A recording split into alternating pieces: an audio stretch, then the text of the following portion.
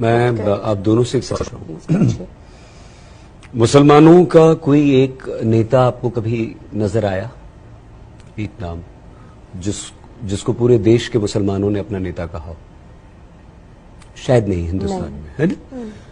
हमें लगता है कि ओवैसी की ये कोशिश तो जरूर है कि वो कहते नहीं हैं, हालांकि बहुत पढ़े लिखे हैं, अंजना जी से फिर से उनका अच्छा संबंध है, वो हमारा प्रोफेशनल, काफी इंटरव्यूज आपने किए, सब कुछ किया है, तो सईद जी बार बार आप लोगों को बता रहे हैं, समझा रहे हैं, ताकि आप लोग कुछ ऐसा ना सोच लें कि सिर्फ बीजेपी वालों के साथ है, सिर्फ कांग्रेस वालों के साथ है। जैसे वो इंस्टा पे उल्टे पिक्चर्स चलते हैं, उस पे वो होती है कि वैसे इसी को इंटरव्यू देता है, वही करता है, ये करता है। बट क्योंकि मैंने एक्सटेंसिवली उनको भी कवर किया, हैदराबाद में मैं गई और हैदराबाद में अरे बड़ी तारीफ की थी भाई आपने हैदराबाद जब आप गई थी। हैदराबाद तो शो में तो मैं नहीं उतना दिखा पाई, बता पाई, लेकिन ऑफ रिकॉर्ड मैं एक्चुअली लोगों को बता रही थी कि गोरखपुर की सिचुएशन देख के उन्होंने अपने हॉस्पिटल के ऊपर एक ऑक्सीजन प्लांट बना लिया है, जिससे हॉस्पिटल सेल्फ कंटेन, मतलब उनको बाहर से ऑक्सीजन खरीदने की जरूरत नहीं पड़ती।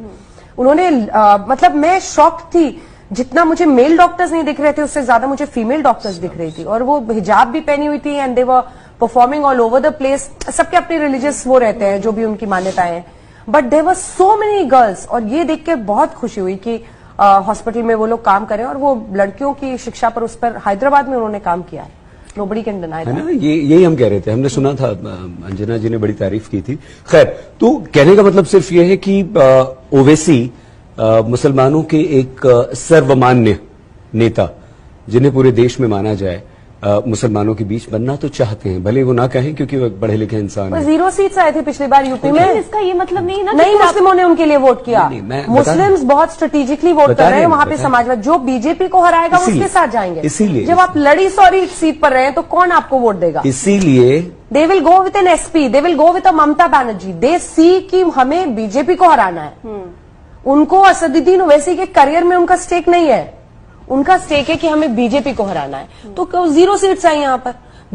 उनका पश्चिम बंगाल में खटिया खड़ी हो गई ओवैसी की, क्यों? क्योंकि आपको वो देखते ही नहीं है ऑल्टरनेटिव। भाई बिहार पता है ममता को देंगे तो वो बाहर रखेंगे। बिहार किशनगंज तक में ओवैसी हारे, इससे बड़ी तो हार नहीं हो सकती ना। बट जहां जहां उन्होंने शहाबुद्दीन या ऐसे लोगों को उन्होंने कैंडिडेट्स बनाया, किसके परिवार वालों को उन्होंने टिकट्स दी थी वहां पर?